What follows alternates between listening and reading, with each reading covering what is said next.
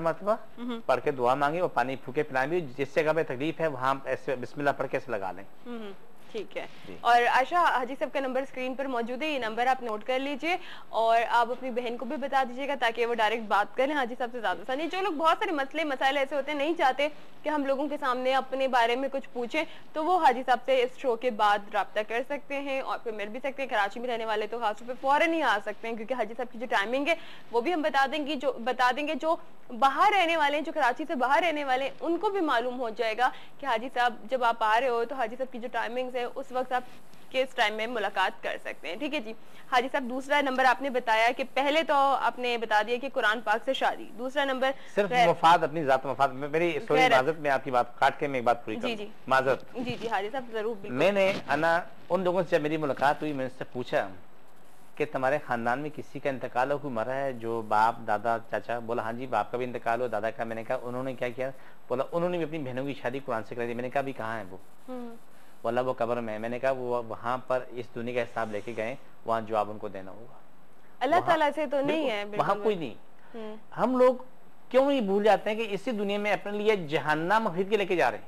और हाजी साहब ऐसे लोग समझते हैं कि बहुत फखर का काम कर रहे हैं, हमने तो कि मुसलमान होने का कर रहे हैं। नहीं आना फखर वो करते हैं, गलत कर रहे हैं, वो शैतान के लिए काम कर रहे हैं। सही, ऐसा कोई चीज इस्लाम में मौजूद नहीं है, ना वो किसी अच्छाई के लिए काम कर रहे हैं।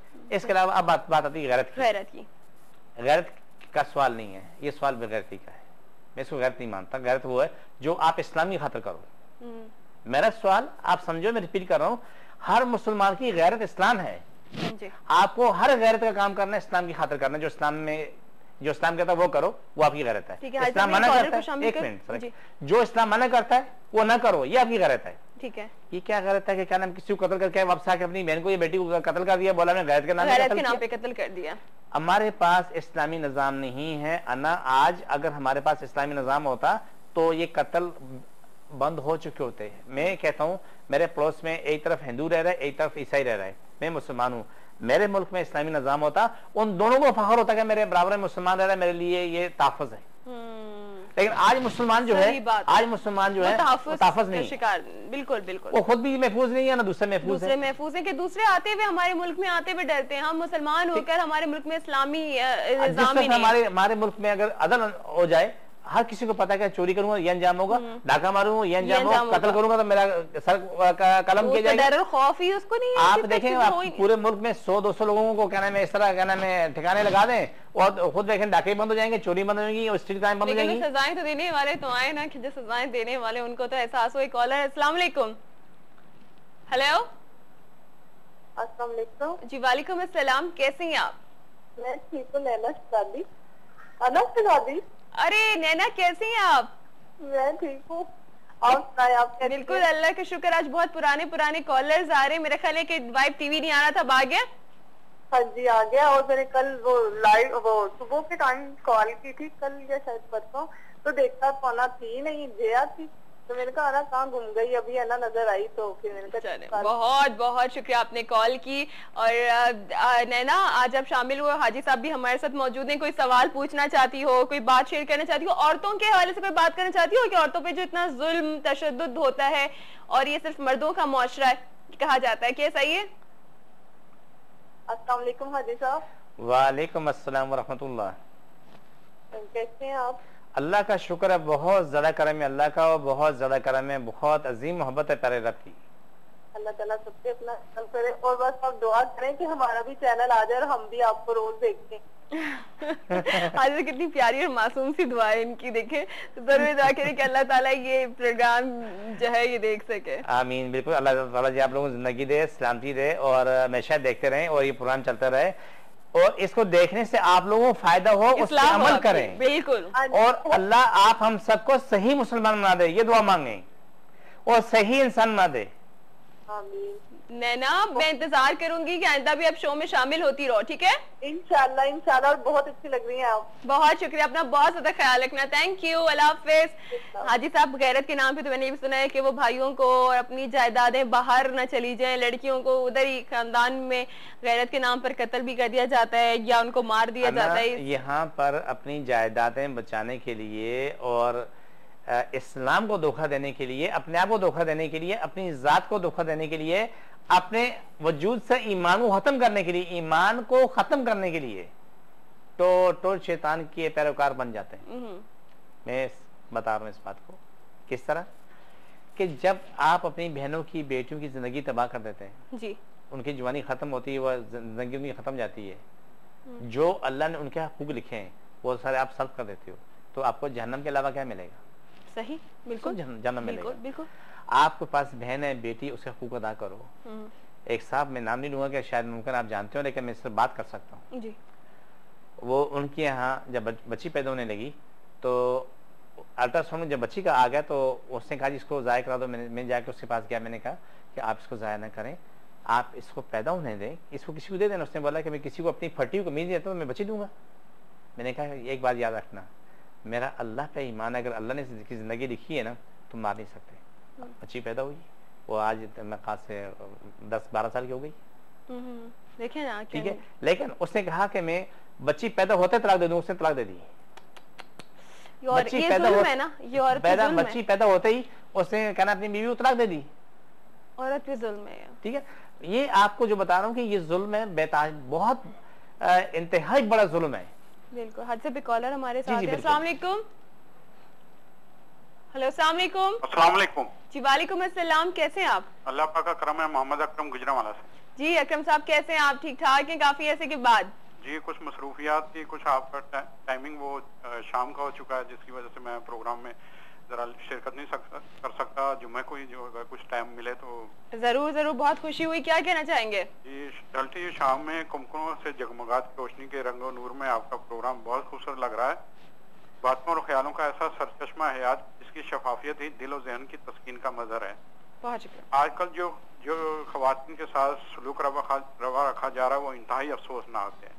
खवातीन को इस्लाम में बराबरी का दर्जा हासिल है, मगर इसके बावजूद भी वो जुल्म और सितम का शिकार है। मौजूदा तरक्की याफ्ता दौर में भी दौरे जहालत की ऐसी ऐसी कहानियां दोहराई जाती हैं कि सर शर्म से झुक जाता है। यकीन नहीं आता कि ये हमारे इस्लामी मुआशरे के वो किरदार हैं जो अपनी चौधराहट को कायम रखने और जर जमीन को बचाने के लिए इन पर वहशियाना तशद्दुद और जबर के जरिए जायज हुकूक से भी महरूम कर दिया जाता है। सही बात। हालांकि यही खवातीन अच्छे मुआशरे को जन्म देने के बाद परवान चढ़ाने में अपना कुलीदी किरदार अदा करती है, मगर इसके बावजूद भी वो इज्जत और तकरीम से महरूम है। यही महरूमियत मुआशरे में बिगाड़ पैदा करते हैं।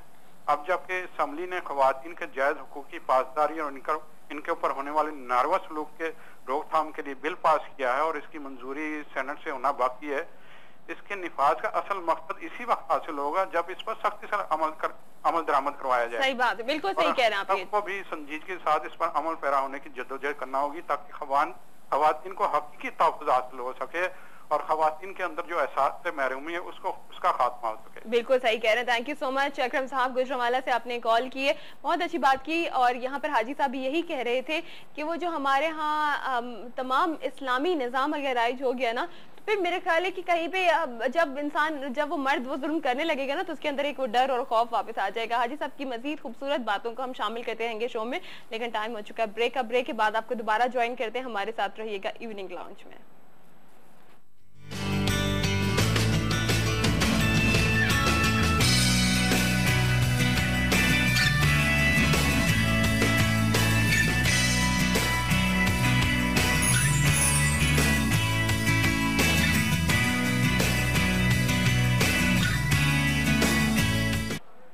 वेलकम बैक आपके साथ। और जनाब हाजी साहब हमारे साथ मौजूद हैं। हाजी साहब जो बता रहे थे ये बातें बहुत ही ज़्यादा गौर करने वाली बातें। हाजी साहब आपने बात की थी कुरान पाक से शादी कर देना लड़कियों की, और इसके अलावा आपने बात की थी गैरत। एक और चीज़ हाजी साहब ये होता है कि जी लड़की की उम्र बहुत ज़्यादा है और 10 साल 12 साल के बच्चे के साथ उसकी शादी कर दी जाती है। यह ऐसा होता है कि लड़की अगर यंग है तो 50 या 60-70 साल के शख्स के साथ भी उसकी शादी कर जाती है सिर्फ जायदाद को बचाने के लिए। ये भी औरत पे जुल्म है या नहीं? अन्ना यहाँ दो बातें हैं, एक बात नहीं है। अगर कोई लड़की किसी को पसंद करके शादी करती है तो उस उम्र का तकाजा नहीं है, ठीक है, वो उसकी अपनी खुशी है, अपनी खुशी है, उम्र का तकाजा नहीं है। इस्लाम में उम्र का तकाजा नहीं कि किस उम्र को वो शादी करे, लेकिन यहाँ ये तकाजा ज़रूर है कि अपनी जायदाद बचाने के लिए, अपनी प्रॉपर्टी बचाने के लिए उनकी वो जायदादें बाहर न जाएं। उसमें अगर 10 साल का लड़का है तो 30 साल की लड़की है तो शादी कर ली जाती है। 50 साल का अगर आदमी है तो 2 साल की लड़की तो शादी का मसला कोई नहीं, क्योंकि उन्होंने वो चीज बचानी होती है, एक बहाना अपने घर में बहाना रख के बचानी होती है। लेकिन यहाँ पर ईमान नहीं है। अगर ईमान होता, उनमें इस्लाम होता, पहली बात है उनमें इस्लाम नहीं है, इस्लाम नहीं है और ईमान भी नहीं है। अगर उनमें ईमान होता तो उनको ये एहसास होता कि रोजी रिस्क देने वाला अल्लाह है, हमने अपने रब पे यकीन कायम रखना है, ये जमीन जायदाद हमें कुछ नहीं देती, देने वाला अल्लाह है, ये एक बहाना है। एक छोटी सी मसाल ले लो, एक बीज से लेके तनावर दरख्त जो फल दे रहा है, जिसका नाम औरत है, क्या नाम है? औरत। किस तरह? अब मैं बताता हूँ। जब माँ बच्चा पैदा करती है तो पहली दरसगाह बच्चे के लिए माँ की गोद है, वो उसको अल्फाज बोलना सिखाती है, चलना सिखाती है, उससे प्यार करती है, फिर वो स्कूल भेजती है, फिर स्कूल के बाद क्या नाम है वो कॉलेज भेजती है, यूनिवर्सिटी भेजती है, उसे सिखाती है, पढ़ाती है, तैयार करती है। कौन करती है? औरत, चाहे उसकी बेटी है या बेटा है, लेकिन सवाल औरत का है, ठीक है, उसे तैयार करती है। यहाँ गुना दर गुना भी औरत करती है। कैसे? बिल्कुल, एक वो औरत बच्चे को पढ़ा लिखा के सही रास्ता दिखाती है और उसको परवान चढ़ाती है अच्छा इंसान बनाने के लिए। एक वो औरत वो भी जो बच्चों को चोरी सिखाती है, बुरे काम सिखाती है, वो भी औरत ही है। सही सही, बिल्कुल सही। जो हकीकत से तस्लीम करो, सही, जो हकीकत है, यहाँ पे तरबियत है, उसे तस्लीम करो। अगर देखें, जो आप छोटी सी मिसाल ले लो, जहाँ जहाँ भी आप देखें, किसी इलाके में भीख मांगने वाले में देखें तो उनमें देखो अक्सर बच्चे चोरी करने के लिए खड़े होते हैं और औरतें अगर बातें करती हैं, पीछे बच्चे चोरी करते हैं। या बाजार जाओ तो वहाँ औरतें जो है ना वो दूसरों के पर्स को छीन लेती हैं, वो भी औरत ही है, दोनों औरतें। चोरी करने वाली भी औरत है, जो जिसका माल चोरी होता है वो भी औरत है। मर्द का फैसला तभी वो इनकार नहीं करती। कहने का मकसद है कि माशरे को इस्तेमाल करने की जरूरत है, सही करने की जरूरत है। ये इतना बुरा अमल है, कोई हद नहीं है। अब इसमें एक तकाजा और आता है, जब एक औरत बच्चे को पढ़ा लिखा के तैयार करती है, जवान करती है, उससे खुशी होती है, फख्र होती है, आज मेरा बेटा पढ़ लिख के जवान हो गया और शादी काबिल हो गया। शादी होती है, शादी होने के बाद उससे फख्र होता है कि मेरी बहू आएगी, हम एक खानदान बन के रहेंगे और हमारे खानदान में इजाफा शुरू होगा। सही सही, बिल्कुल बिल्कुल। नई फल आना शुरू हो जाएगी, नया क्या नाम है फसल आना शुरू हो जाएगी औलादी शक्ल में, ठीक है। अगर बहू नेक आ गई तो घर जन्नत बन गया, और अगर बहू अगर बुरी आ गई वो घर जहन्नम बन गया। जिस माँ ने 25-30 साल तक अपने बच्चे को पाला संभाला, वो एक औरत है, उसके लिए तकलीफें उठाई और जब पैदा हुआ उस जवानी तक वो सारे मामला माँ ने देखे। और माँ ने हर अजीत बर्दाश्त की, अपनी औलाद को तकलीफ नहीं होने दी। माँ ने हर तकलीफ बर्दाश्त की, लेकिन औलाद को सुख दिया। लेकिन जब बुरी बहू आ गई, वो भी तो औरत है ना, वो भी औरत है, उसने आकर के फौरन उसके कहना है माँ से पहली शर्त है कि अपनी माँ को छोड़ो, अपने बाप को छोड़ो, अपने भाई को छोड़ो, अपनी बहन को छोड़ो, खानदान को छोड़ो, सिर्फ मेरे होके रहो। और 2 साल के बाद माती लात होने के लिए चली जाती है, कोर्ट पहुंचती है, तलाक लेकर नैसी शादी कर लेती है। ये भी तो औरत है ना। औरत पे जुल्म होता है, लेकिन जो औरत जुल्म करती है उसको नहीं देखता है। औरत पे जुल्म है तो सब कहते हैं, आप भी कहती हो, मैं भी कहता हूँ, वो भी कहते हैं, लेकिन जो औरत करती है उसको नहीं देखता है, ठीक है। ये कौन करता है? लेकिन मेरी बात पूरी, औरत इतनी ज्यादा मजबूर नहीं हो चुकी? नहीं, आपको मजबूर नहीं है। आप एक में आप ही बात में काट रहा हूं मैं, यह मेरा इख्तलाफ है। इख्तलाफ किस बात है? औरत कहीं मजबूर हो, बिल्कुल होगी, उससे जाना चाहिए, जाके अपना हक हासिल करना चाहिए, कोर्ट से खुला लेना चाहिए अगर वो मजबूर है। लेकिन वो मजबूरी क्या है कि इधर से शादी की और दूसरे से इश्क शुरू हो गया और इसके दूसरे के इश्क में इसको छोड़ के वहां जाके पहुंच गई और साल के बाद उसको छोड़ा, वो तीसरे के पास पहुंच गई। ये भी तो औरत है ना। मैं जो कहना चाह रहा हूँ, बहुत सारे केसेस ऐसे भी हैं जिसमें औरतों ने सारी जिंदगी शादी नहीं की और अपने बच्चों की तरबियत की। बिल्कुल बिल्कुल अजीम औरत है। मैं आपको बता रहा हूँ ना, जो चीज मैं आपको जाहिर दिखाना चाहता हूँ ना, उसमें चारों तरफ मैं लेके चल रहा हूँ। लेकिन हाजी साहब ये भी तो है ना कि इस्लाम ने औरत को शादी की इजाजत भी दी है। अगर वो शादी कर लेती तो फिर उसको दुनिया बुरा क्यों कह रही है? अगर वो शादी कर रही है तो भी ऐसी खवातीन से शादी की थी जो पहले से शादीशुदा थी। मैं आपकी इस बात से इनकार नहीं कर रहा हूँ, लेकिन जो मैं कहना चाह रहा हूँ वो बात आप नहीं समझ रही जी। औरत को हक है वो शादी करे, 1 करे, 2 करे, 3 करे या 10 करे, बिल्कुल उसका हक है। लेकिन जो मैं जहां पर बैठ के मैंने दुनिया देखी है, मैं उस सवाल साहब को कह रहा हूं कि जब वो मियां बीवी आए मेरे पास, उन्होंने कहा जी मुझे अपनी बीवी से बेताशा प्यार है, जो कहती है मैं करता हूं मैं। लेकिन फिर वो नामन जाके उसने पूरा ले लिया और 6 महीने बाद वो दूसरे मर्द के साथ आ गई, बोला मेरा शौहर है। वहाँ पे गलत चीज आ गई। बिल्कुल, ये बात पे गलत चीज आ गई कि आपका शौहर इतना अच्छा है और इसके बावजूद आप उसको धोखा देकर आप दूसरी जगह पे आ रहे हो। ये चीज मैं आपको समझाना चाह रहा हूँ, यहाँ औरत गलत है। यहाँ देखो, जहाँ मर्द बुरा है उसकी बुराई को बुराई को हो, जहाँ औरत बुरी है उसकी बुराई को भी बुराई को हो। हम अपने देखो हम मुसलमान हैं, हम इस माशरे को लेके चलेंगे, इस माशरे को लेके चलेंगे तो इस माशरे को तभी सही करेंगे जहां भी बुराई है उसको बुरा को